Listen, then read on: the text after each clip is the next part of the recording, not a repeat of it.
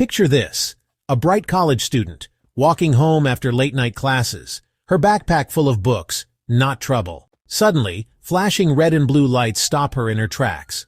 A police officer steps out, demanding ID, accusing her of trespassing where she absolutely had the right to be. She protests. Calmly, respectfully. But within minutes, she's in handcuffs, humiliated, while students record the scene on their phones. What neither the officer nor the crowd knew: this night would end not with her behind bars, but with him sitting in a jail cell. Maya handed over her student ID, but Officer Miller barely looked at it. "This doesn't prove anything," he said, dismissing her. As his voice rose, students nearby started recording on their phones. A small crowd gathered, their screens glowing in the dark. "You're coming with me," Miller announced, grabbing Maya's arm. "You're under arrest for loitering and resisting." "I'm not resisting," Maya pleaded, but it was too late. The metallic click of handcuffs echoed across the quad. Students shouted, "She didn't do anything," as Maya was shoved into the patrol car. Videos of the arrest hit social media before the car reached the station. #Justice for Maya trended overnight. By morning, Maya's story was national news. The quiet law student had become a symbol of something much bigger. Maya's first call from the station was to her mom, a high school principal who sprang into action. Within hours, Maya's family and a civil rights attorney were on the case. The university went into crisis mode as the videos spread.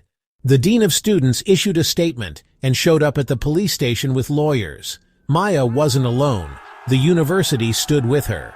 The legal team gathered every student video, building a 360-degree view of the arrest. They demanded not just dropped charges, but a full clearing of Maya's name. On campus, students rallied, printed T-shirts, and started petitions. The campus buzzed with outrage and support. Maya's calm defiance inspired a movement. Students weren't just fighting for her, they were fighting for everyone's right to feel safe. The pressure mounted on the administration and the police. The stage was set for a showdown. The courtroom was packed: students, faculty, reporters, Maya's family.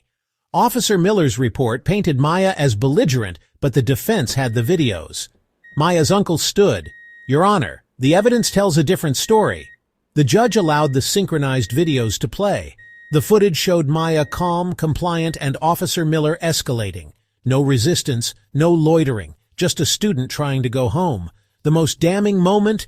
Miller saying, "This ID doesn't prove anything." The courtroom gasped. The judge watched, her expression hardening. When the lights came up, silence hung in the air. She looked at Miller. "Your report is contradicted by clear video evidence." The truth was undeniable. Justice was about to be served. The judge dismissed all charges against Maya with prejudice. But she wasn't done. Based on the evidence, Officer Miller was taken into custody for falsifying his report and unlawful detention. The courtroom erupted in relief and applause. Miller's career was over. Maya's name was cleared. Maya walked out to a hero's welcome.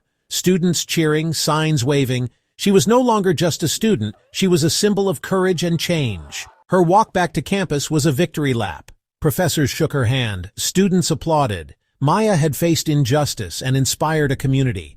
Officer Miller faced the consequences of his actions. Maya returned to her studies, changed forever. Sometimes the biggest heroes are just ordinary students walking home on a Tuesday night.